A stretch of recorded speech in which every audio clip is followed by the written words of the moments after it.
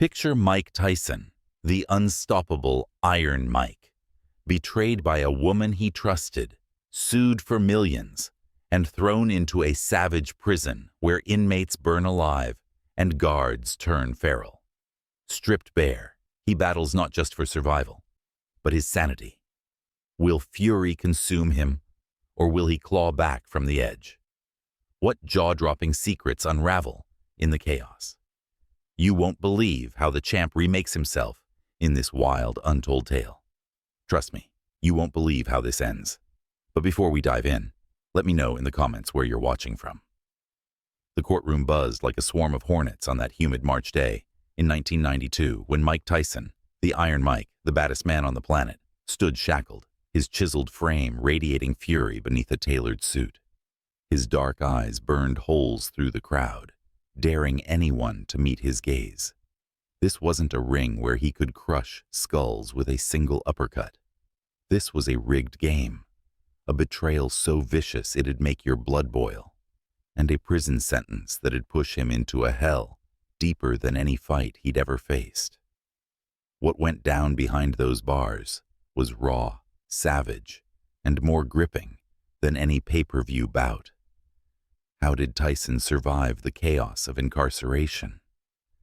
What did he learn from the knife of treachery and the suffocating despair of confinement? And how did he forge resilience from a nightmare that nearly broke him? Buckle up for the untold story of Mike Tyson's war behind bars, a roller coaster of rage, ruin, and redemption that'll leave you stunned.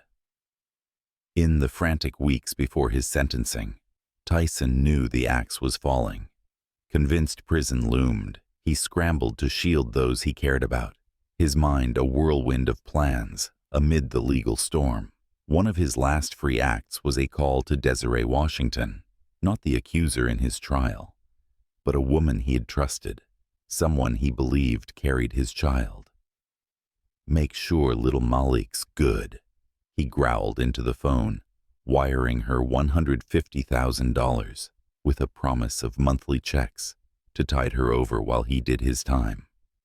He'd held that kid, felt the weight of fatherhood in his massive hands, even posed with him for Jet magazine, a rare smile cracking his iron facade.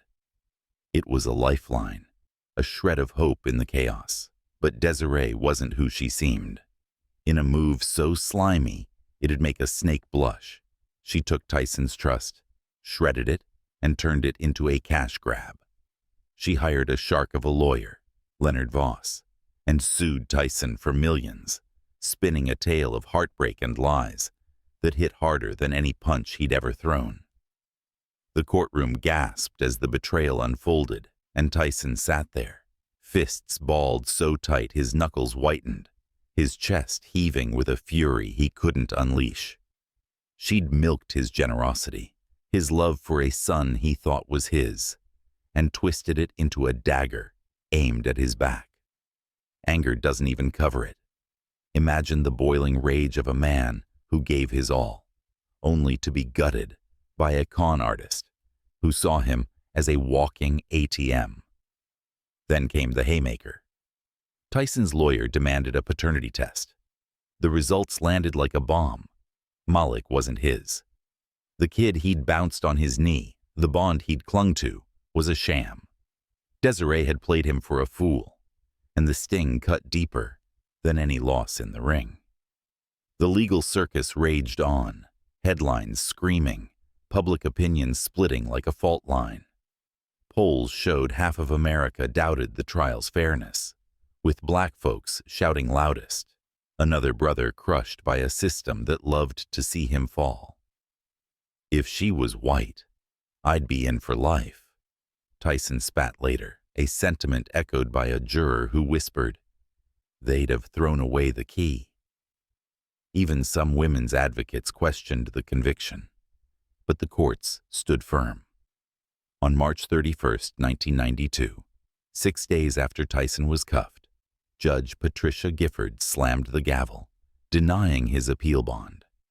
6 years in the Indiana Youth Center, his fate was locked. Devastated, Tyson unraveled. He stopped eating, surviving on juice and spite, his 220-pound frame wasting away as despair clawed at him. His behavior turned feral, scribbling autographs for inmates 1 minute, snarling at guards the next, scrapping with anyone dumb enough to test him. One punk, a skinny kid named Joey, got too mouthy.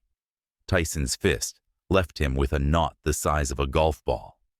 Guards stormed in, but Joey muttered, "Tripped, man," sparing Tyson worse punishment. A flicker of loyalty in a pit of snakes, but it couldn't lift the fog of confusion swallowing him. When Mike Tyson, now prisoner 922, 335, stepped into the Indiana Youth Center in April 1992, he walked into a madhouse masquerading as a prison. Built in the 60s for soft rich kids caught joyriding, it had morphed into a festering hellhole, cramming 1,800 inmates into a space meant for 800. Killers, dealers, and lunatics prowled the halls, their eyes glinting with hunger. Tyson's new digs were M-dorm, a concrete cage with a 7 by 9 foot cell, 2 bunks, a reeking toilet, a desk too tiny for his hands. The steel door slammed shut, locking him in with paranoia that gnawed like a starving rat. From the jump, he felt the heat, guards itching to crack him, inmates plotting to take down the champ. Violence wasn't just daily, it was the pulse of the place. Blood stained the air, and Tyson knew he had to mark his spot or get eaten alive. Day 1. The madness hit. Strolling the yard, a wiry con named Snake yelled, "Yo, Tyson, you tree jumper!" Mike smirked, thinking it was a nod to his speed. Then a vet hissed the truth. Tree jumper meant a rapist lurking in the shadows. The insult lit Tyson's fuse. He charged, ready to cave Snake's face in. Hands yanked him back, but the lesson stuck. Words here were grenades, and fists could blow up your world. Days later, Joey pushed him again. No laughs this time. A shove turned bloody, Tyson's hook splitting Joey's lip. Guards rushed in, batons high. But Joey's eye tripped, saved Mike's skin. Still, the fear festered. Every corner hit a blade, every stare a setup. Tyson saw nightmares unfold.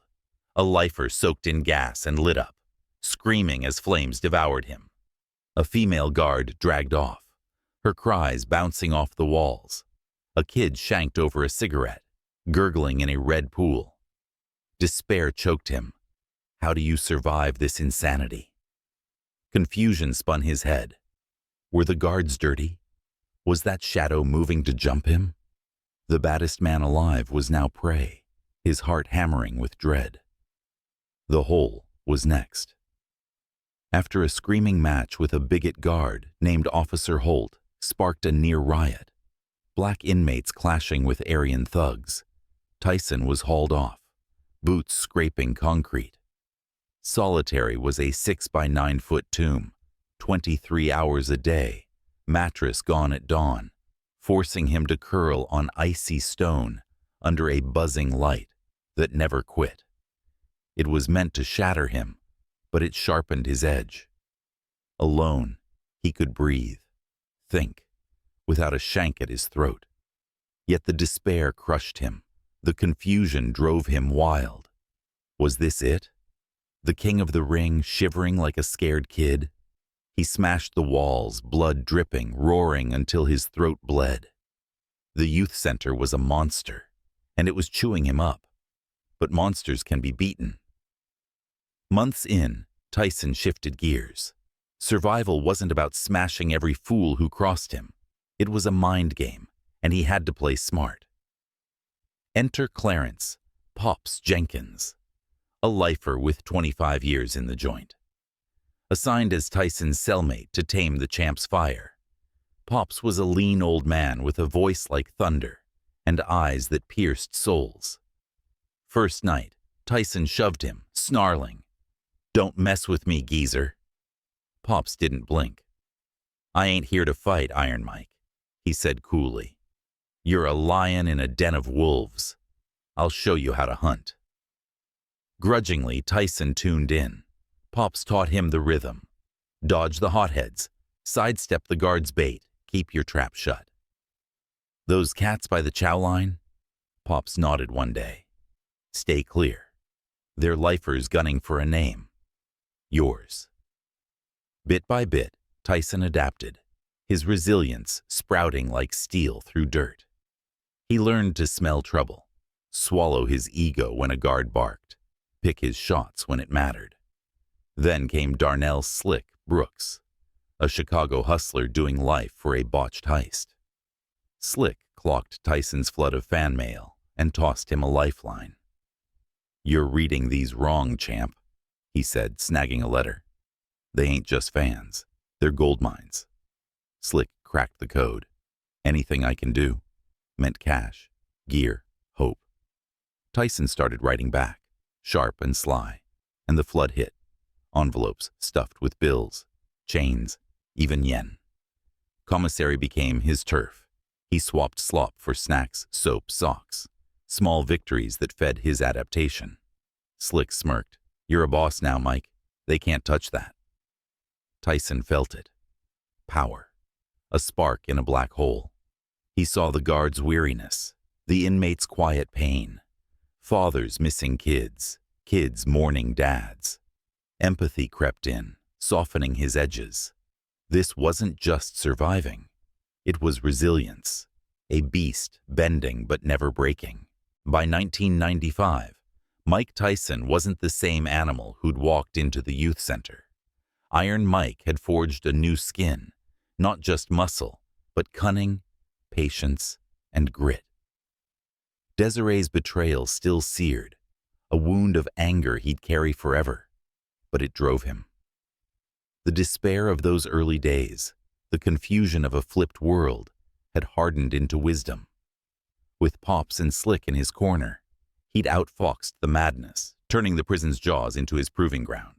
When he strode out in 1995, head high, the world saw a champ reborn, not just of boxing, but of a war few could survive. Mike Tyson had stared into the abyss and roared back, a legend remade in the fire of betrayal and bars. "Grateful to have you here. Which part of the world are you watching from? And please leave your thoughts on the message I want to convey." Mike Tyson's descent into betrayal and prison in Iron Mike's Inferno delivers hard-hitting lessons for today's world. Trust is a double-edged sword. Desiree's treachery warns us to vet those we let close, lest generosity becomes a trap. In life's toughest cages, like Tyson's cell, resilience is your lifeline. Adapt to the chaos or let it crush you. Pops taught Mike to read the game. Know when to stand tall and when to duck, a must in our cutthroat times. Slick showed him to turn scraps into gold. Use what's at hand, whether it's skills or connections, to carve out power in powerless moments. Betrayal stings, but Tyson's fury fueled his fight. Channel your anger into purpose, not destruction. Prison's despair and confusion mirror today's struggles. Clarity comes from focus, not flailing. Empathy, glimpsed in the guard's weariness and inmates' pain, reminds us everyone's battling something. Judge less, understand more. Tyson's redemption screams that rock bottom isn't the end. It's where you forge steel. Face your trials with grit, learn the rules of your jungle, and rise stronger. Life's a brutal ring. Step in, swing smart, and never let it knock you out for good. If you enjoy stories like this, don't forget to subscribe Undercover Insights channel.